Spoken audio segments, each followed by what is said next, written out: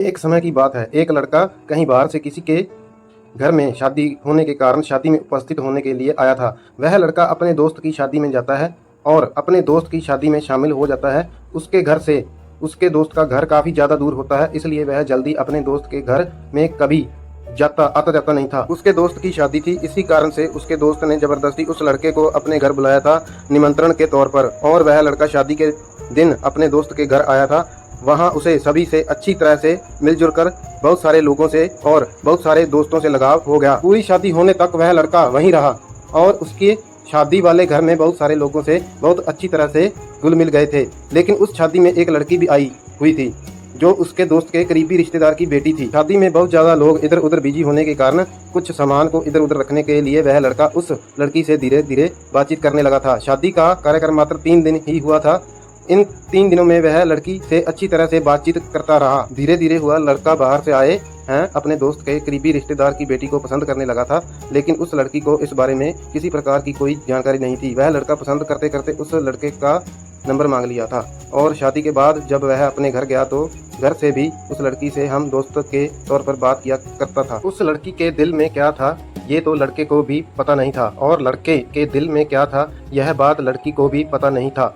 दोनों दोस्ती के तौर पर करीब 1 साल बात करने के बाद लड़की की शादी कहीं और होने वाली थी, क्योंकि जो दोस्त के तौर पर बात किया करता था वह लगाव इस लड़की से बहुत ज्यादा प्यार करता था। लेकिन इस बात की जानकारी कभी भी लड़के ने लड़की को नहीं बताई थी। हालांकि लड़की को भी थोड़ा बहुत उससे लगाव था, लेकिन वह बिल्कुल भी ऐसा नहीं सोच रही थी। घर के सोच रहे थे हम दोनों दोस्त हैं, अगर हम लोग ऐसी बात करेंगे तो वह लड़का हमसे बातचीत नहीं करेगा। एक दिन लड़की जब लड़के को फोन करती है और कहती है कि मेरी शादी होने वाली है, तुम मेरी शादी में जरूर उपस्थित होना, हम दोनों बहुत मजे करेंगे।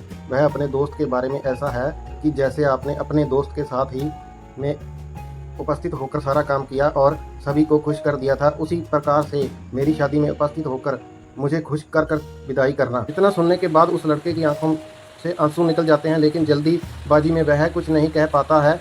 लड़का लड़की से कहता है कि चलो ठीक है, मैं तुम्हारी शादी में आने का प्रयास करूंगा, लेकिन अभी मुझे कुछ काम है, मैं बाद में बात करूंगा तुमसे। इतना कहकर वह लड़का अपने रूम में चला जाता है। जैसे ही शाम होता है वह लड़का अपने बिस्तर पर शाम को ही चला जाता है और सोने का प्रयास करता है।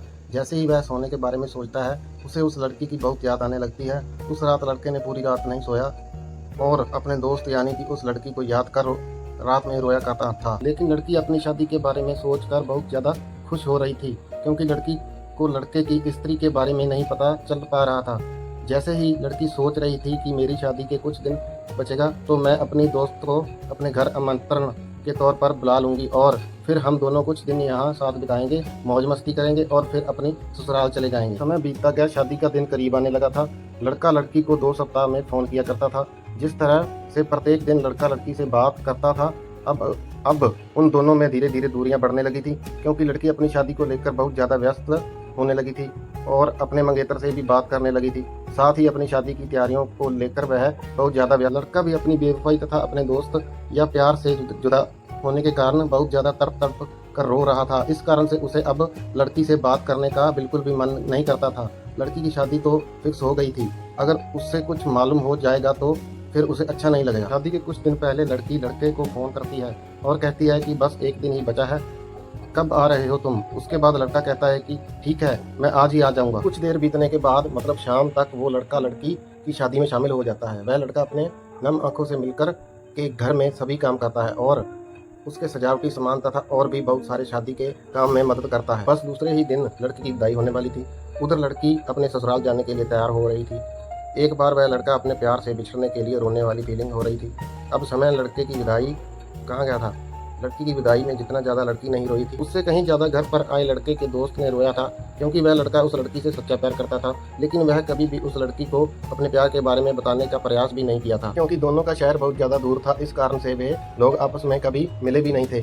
ऐसे में वह अपने प्यार का इजहार करने के बारे में कभी सोचा भी नहीं था। लड़का सोच रहा था कि जब सही समय आएगा तो मैं उस लड़की को अपने प्यार के बारे में बता दूंगा और मैं उसी से शादी कर लूँगा। लेकिन उन्होंने अपने प्यार के इजहार करने में काफ़ी वक्त लगा दिया। इधर लड़की बड़ी हो गई थी, उधर उसके माता पिता उसके रिश्ते की खोज करने लगे थे, जिस कारण से लड़का लड़की एक नहीं हो पाए थे। इस कहानी से सभी प्रेमियों को यही शिक्षा मिलती है कि आप जिससे प्यार करते हैं, जिसके बिना आप नहीं रह सकते हैं, उसको बताने में ही भलाई है। कहीं ऐसा ना हो कि आपके कहने से पहले ही वह किसी और की हो चुकी हो। ऐसा कोई मजबूरी होगा तो ही आप लोग अपने प्यार से इजहार नहीं करेंगे। और कहानियाँ देखने के लिए चैनल को सब्सक्राइब कर दीजिए। दोस्तों, वीडियो बनाने में बहुत मेहनत लगती है। यूट्यूब हमारी फैमिली है। नीचे घंटी को भी दबा देना, आने वाली वीडियो का नोटिफिकेशन आपके चैनल पर आ जाएगा।